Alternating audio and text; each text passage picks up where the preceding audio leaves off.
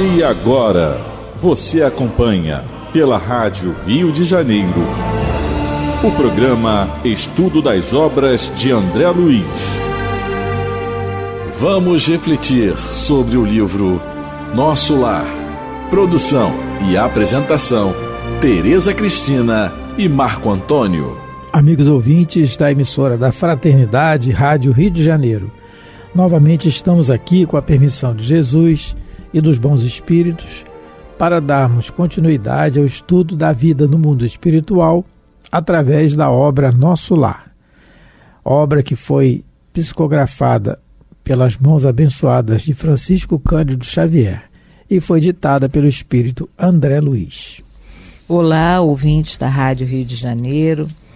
Vamos começar o nosso estudo. Nós estamos no capítulo 33 e nós, no último programa, nós vimos que o André Luiz, ele já está parando para meditar sobre a sua vida, sobre o que ele viveu, comparando com o que ele está vivendo agora no mundo espiritual.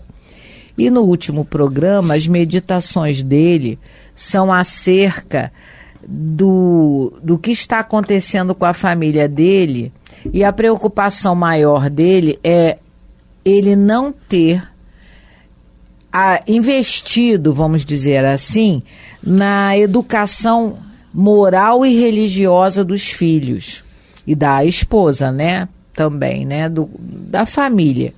Ele, a gente viu, né, a gente sabe que ele é um médico, foi um médico famoso na Terra, um cientista, e ele não teve essa preocupação. Então, ele mesmo diz que isso agora, ele estava deixando ele muito preocupado. Ele diz que esses pensamentos, né, essas preocupações, estavam no seu cérebro com veemência irritante. Quer dizer, a consciência dele já estava despertando para dizer para ele que, infelizmente, nessa área familiar, ele deixou a desejar, não é? Ele não conseguiu, como deveria, transmitir uma educação moral e religiosa suficiente para ajudar os filhos e a esposa. E aí ele pensa, né, meu Deus, o que eu vou encontrar o dia que me for permitido voltar em casa? Porque aí ele diz, eu sei que quando eu cheguei, né, no mundo espiritual, eu fui atacado, chamaram ele, lembra disso, né? Chamavam ele de suicida. E ele foi, vamos dizer assim, não foi bem recebido no umbral. E em casa ele está preocupado como será a recepção que ele vai ter em casa. Então foi isso que nós vimos no último programa. Nós estamos no 6º parágrafo do capítulo 33. Vamos começar a lê-lo. O vento calmo parecia sussurrar concepções grandiosas, como que desejoso de me espertar a mente para estados mais altos. E aqui ele mostra para a gente aquilo que a Joana de Ângeles nos orienta no livro Vida Feliz, que todos nós precisamos de vez em quando fazer uma caminhada, ir a um lugar mais tranquilo, porque isso nos proporciona esse despertamento, né, da nossa mente para as coisas mais elevadas. E é nesse minuto, quando eu estava vendo isso, eu lembrei que é nessas horas também que a gente fica mais aberto à influência dos nossos amigos espirituais, porque ao nosso lado eles estão o tempo todo.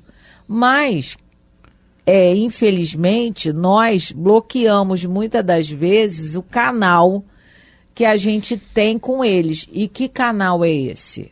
Primeiro a oração e depois a meditação. E é o que ele está fazendo, né?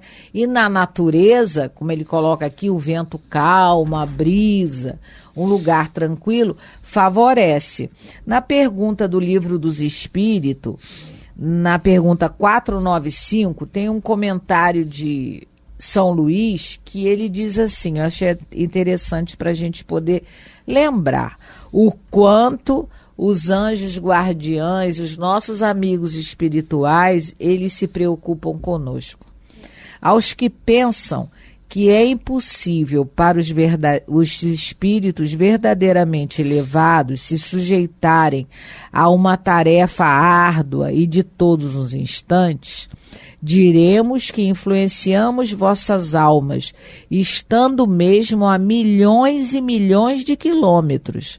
Para nós, o espaço não é nada. E, embora vivendo em outro mundo, nossos espíritos conservam sua ligação com o vosso. A ligação existe, mas a gente precisa favorecer essa ligação. E o André Luiz aqui, ele diz, né, que ele está conseguindo caminhar, aproveitar ali a natureza, a brisa. Ele está percebendo que ele está conseguindo elevar o padrão mental dele. E, como consequência disso, uma inspiração chega mais fácil dos bons espíritos, né? Porque a gente sabe que o tempo todo a gente vive aí pisando na bola. E eles, coitados, na preocupação de nos botar de novo no caminho certo, eles tentam, mas se a gente favorecer, isso acontece de uma maneira mais rápida. Ele diz assim, o vento calmo parecia sussurrar concepções grandiosas. Então, é um estado íntimo que ele está procurando, se retirando a um lugar, vamos dizer assim, a um lugar de meditação, que pode ser qualquer lugar, até dentro da nossa casa. Basta que a gente faça uma introspecção e fazer uma autoanálise. Fazendo uma comparação, claro, respeitando as gradações, né? Nós temos o exemplo de Paulo também, quando ele resolve, né, seguir Jesus, e aí começa a sua batalha íntima, numa situação em que os amigos o abandonaram, a família, o pai o botou para fora de casa, e ele se sente só, literalmente só. Ele medita, ele dorme ao relento, está lá no livro Paulo Estevão. Ele dorme ao relento, e aí é uma meditação, e é a oportunidade que ele tem, inclusive, de ter contato com a sua noiva já desencarnada, Abigail e Gesiel. Então esse vento que sussurra concepções grandiosas é em todos nós, ele é para todos nós. Basta que a gente treine essa introspecção, fazer uma autoanálise. A verdade é essa, do que está acontecendo na nossa vida, o que estamos fazendo dela, como é que nós estamos nos comportando, e mais essa oportunidade de estarmos encarnados, né? Então é isso que ele vai falar aqui agora. Isso. Torturavam-me as inquirições internas, mas, prendendo-me então aos imperativos do dever justo, aproximei-me da grande cancela, investigando além através dos campos de cultura. E aqui, ele novamente, né, o André Luiz mostrando para a gente que a meditação é importante, mas nós temos também que ter desenvolver o nosso trabalho.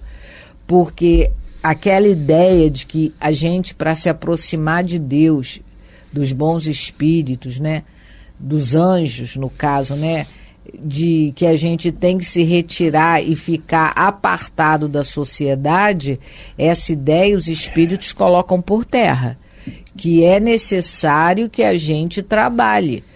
Que há, lógico, momentos de meditação, momentos de oração, mas momentos de trabalho. Então, aqui ele diz, né, que ele estava preocupado, né, ele estava até já começando a ficar triste, porque torturavam-me as inquirições internas. Ele já estava indo para um caminho de desânimo, de tristeza, mas aí ele lembrou, opa, eu tenho que trabalhar, ele vai lá ajudar a Narcisa a receber os samaritanos. Então, aí ele lembrou, não estou aqui só para meditar, eu tenho trabalho a realizar. Então, a gente vai ter que aprender a coadunar essas duas etapas, meditação e trabalho, não é? Porque só trabalhar demais, você vive um viciado em trabalho, porque também é errado, porque a lei do trabalho, ela contém a lei de repouso. Então, nem um extremo, nem o outro, nem só meditar, nem só trabalhar, porque ao nosso nível evolutivo, isso não vai dar bom resultado, com certeza não. Tereza, interessante a gente observar que ele está no lugar sem poluição, como nós temos comumente, vendo esse luar e serenidade, esse céu sublime e a beleza silenciosa. Quem já teve a oportunidade de estar num lugar assim, sem poluição e contemplar as estrelas, fica aqui extasiado, né? Eu já tive essa oportunidade. Fica aqui extasiado, mas é isso que a Tereza está dizendo, não é para ficar sempre ali contemplando e o trabalho. Contemplar essa natureza bela é nos exercitar, reconhecer a grandeza de Deus, da criação divina, da qual nós somos tão pequeninos ainda, tão pequeninos. É pensar naquilo que Jesus nos diz, que o Pai trabalha sempre.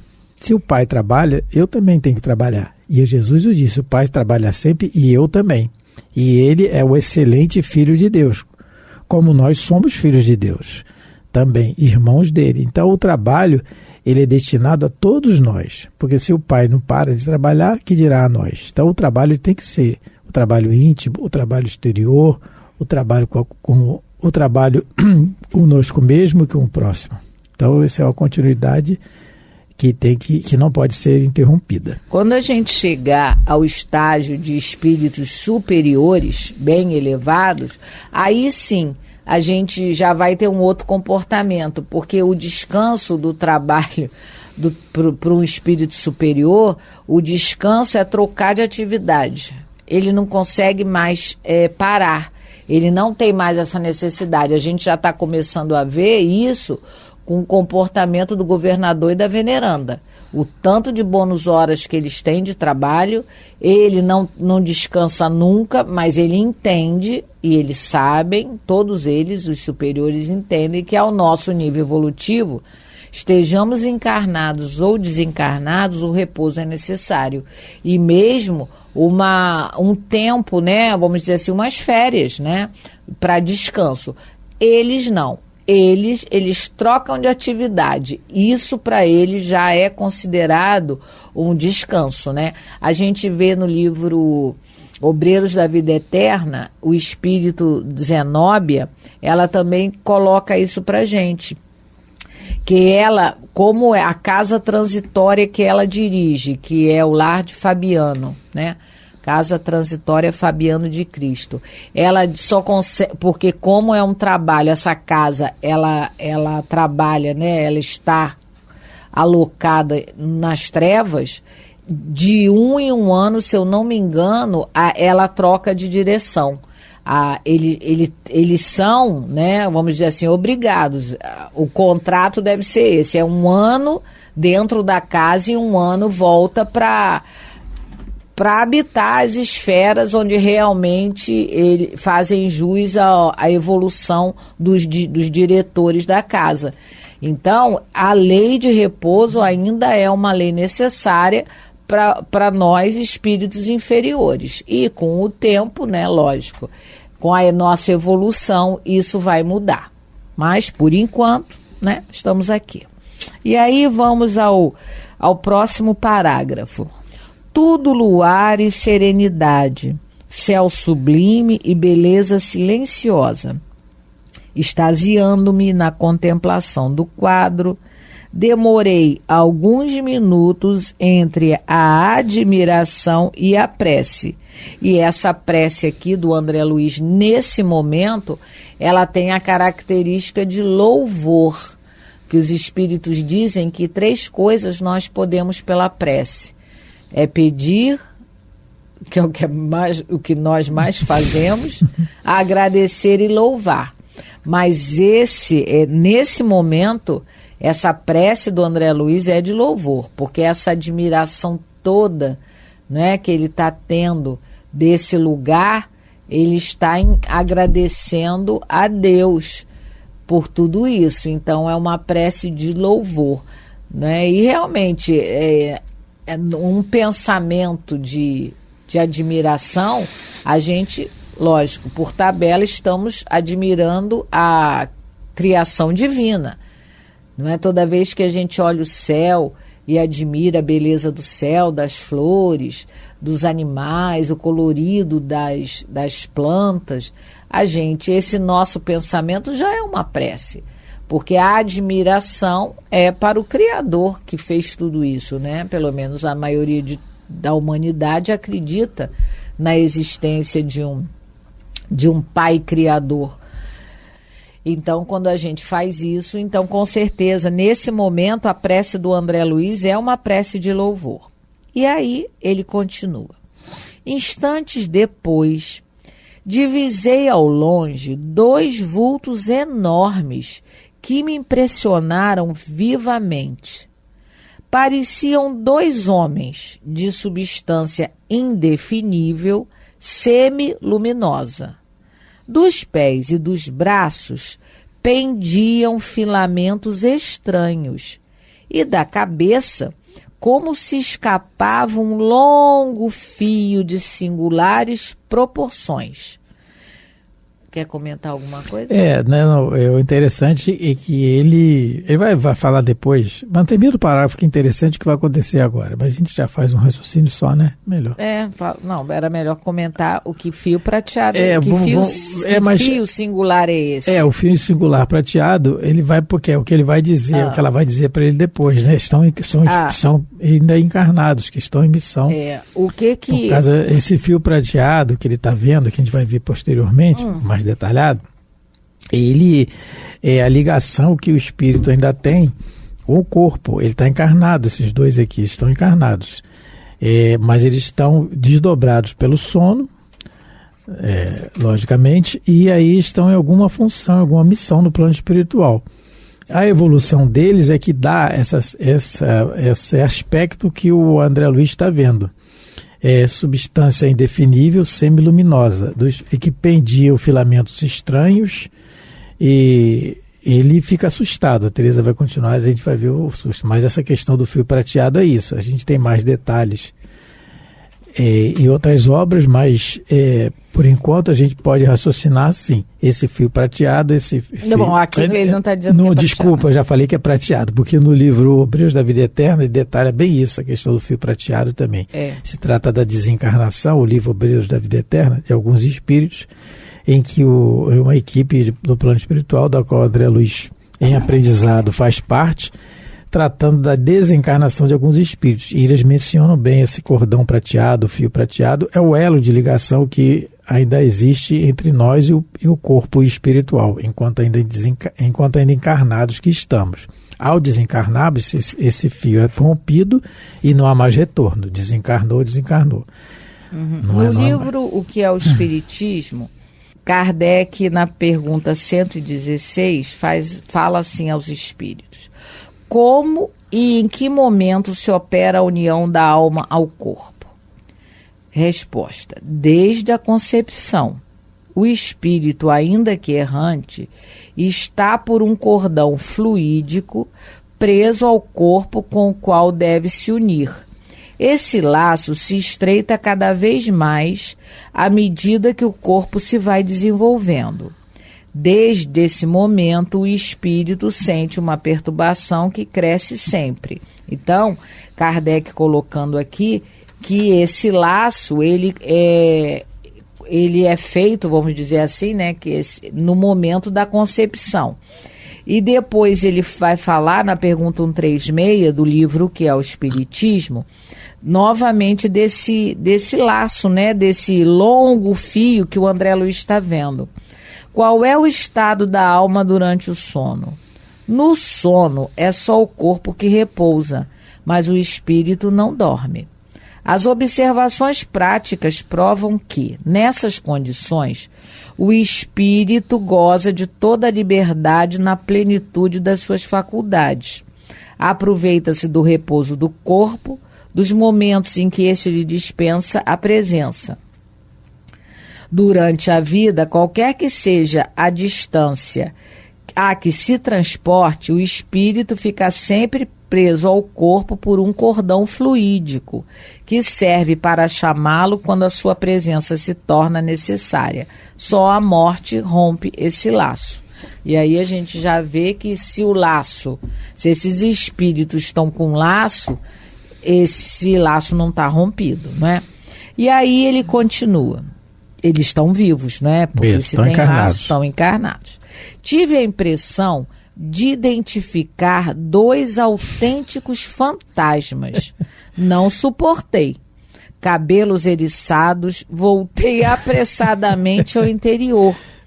Inquieto e amedrontado, expus a Narcisa a ocorrência, notando que ela mal continha o riso, né? Nós também. Toda vez que a gente lê isso aqui, eu pelo menos, eu sorrio, a gente fica rindo. Porque ele fala, cabelos, imagina a cena, ele viu, meu Deus, o cabelo arrepiou todo e ele voltou correndo, socorro, Narcisa, pelo amor de Deus, o que é aquilo lá fora? E ela começou a rir também. Com medo de fantasma, mas é que é natural. Natural. A vida continua. O espírito com medo de fantasma. Porque a gente tem medo das coisas que a gente não conhece, que a gente não está habituado. Ignorância, né? Ele tá Mas mesmo pro espírita. Pro espírita. A gente, às vezes, lá na reunião do centro, a gente tá falando e tal, aí tem um barulho. Foi ontem mesmo.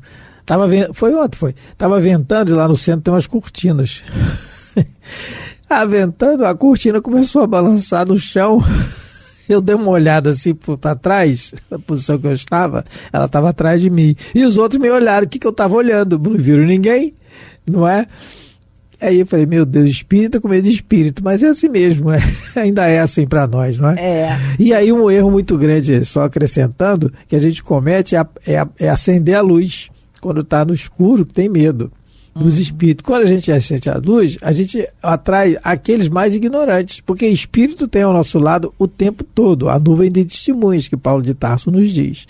O tempo todo. Mas no que a gente acende a luz, aqueles mais ignorantes veem, porque eles também têm medo do escuro. Isso. Não é? Eu também ontem vendo isso que o André Luiz está vendo, esses espíritos com esses filamentos pelos braços e pela cabeça. Na Revista Espírita de 1860, Kardec evoca um espírito encarnado chamado Senhor Vignal. É o nome... Vignal. Vignal, porque eu acho que em francês esse G é mudo. O doutor Vignal, acho que fica Vignal, membro titular da sociedade, tendo se oferecido para servir a um estudo sobre uma pessoa viva, como ocorreu com o Conde de R, foi evocado na sessão de 3 de fevereiro de 1860. E quem tiver interesse em ver, é na Revista Espírita de março. Ele evocou em fevereiro e colocou em março. E aí uma das perguntas que Kardec faz a esse espírito é essa: como se estabelece a relação entre o vosso corpo, que está em Suilly, que é uma cidade da França, e vosso espírito que se encontra aqui? Resposta: como já vos disse, por um cordão fluídico. Quereis descrever melhor possível para que possamos compreender? É bem fácil. Vejo como em vigília ou antes, a comparação é melhor, como a gente se vê em sonho. Tenho o meu corpo, mas tenho consciência de que é organizado de outra maneira. Numa palavra, estou cansado. Então, o espírito diz a Kardec que o que está prendendo ele ao corpo é esse cordão fluídico, né? Terminamos o nosso programa, porque o relógio, como o Marco fala aqui na rádio, ele é obsediado. Ele é obsediado. Agradecendo a todos pela companhia, e vamos continuar esse estudo, não é? No próximo programa. Muita paz de Jesus a todos. Muito obrigado pela atenção, pelo carinho. Fique com Deus. A Rádio Rio de Janeiro apresentou o programa Estudo das Obras de André Luiz. Produção e apresentação, Tereza Cristina e Marco Antônio.